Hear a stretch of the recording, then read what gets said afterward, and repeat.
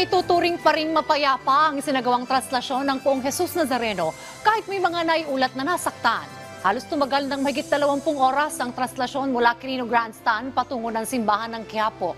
Si Vel Custodio sa detalye, Rise and Shine Vel.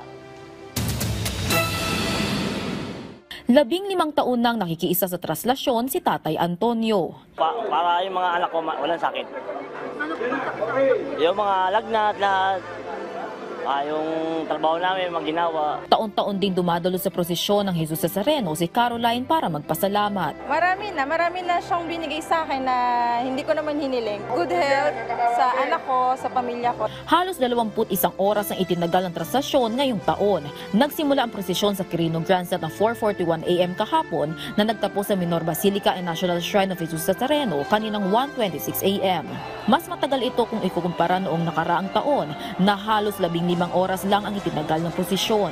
Marami kasing factor na kinoconsider. Unang-una yung pagsimula pa lang natin doon sa Quirino Grandstand, medyo nabalahaw na yung ating andas. Marami kasing factor na kinoconsider. Unang-una yung pagsimula pa lang natin doon sa Quirino Grandstand, medyo nabalahaw na yung ating andas.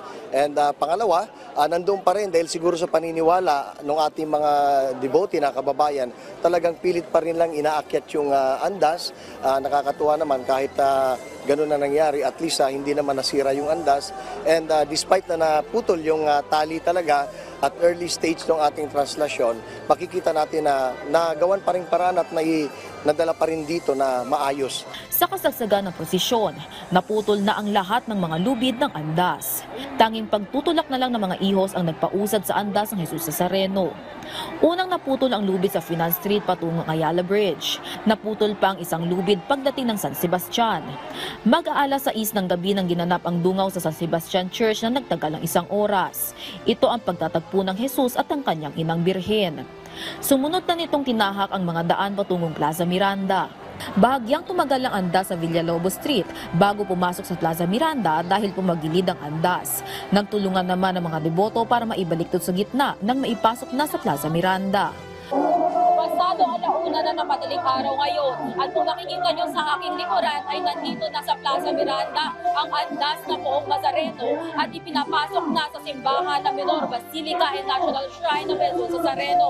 Iwinawagayway na hindi mahulog ang karayom ng dami ng mga deboto ang kanilang mga pangunas at itinataas sa kanilang kamay habang isinisigaw ang Viva. 33 misa ang isinagawa sa simbahan ng Quiapo at isa sa Luneta habang hinihintay ang pagdating ng andas ng Jesus Nazareno. Mahigit 8 milyon ang mga dumalo sa aktibidad ng pista ng Jesus Nazareno. Umabot naman sa 1,403 ang minor injuries na agad namang nabigyan ng karampatang lunas. Nagbantay sa prosesyon ng mahigit 14,600 na pinagsamang kawani ng NCRPO, PNP Region 4 at 4A, Philippine Coast Guard at Bureau of Fire Protection. Naka-duty rin ang 5,000 Emergency Preparedness and Response, kabilang ang Office of Civil Defense, CDRRMO at Metro Manila Development Authority. May mga lanilanding na huling lumabag sa liquor ban habang wala namang lumabag sa gun ban sa Maynila. Pero ayon naman sa opisyal ng simbahan, mas naging masunurin ng mga deboto sa traslasyon ngayong taon. Sinabi din ng National Capital Region Police Office na naging generally peaceful ang traslasyon. Vel Custodio para sa Pambansang TV sa Bagong Pilipinas.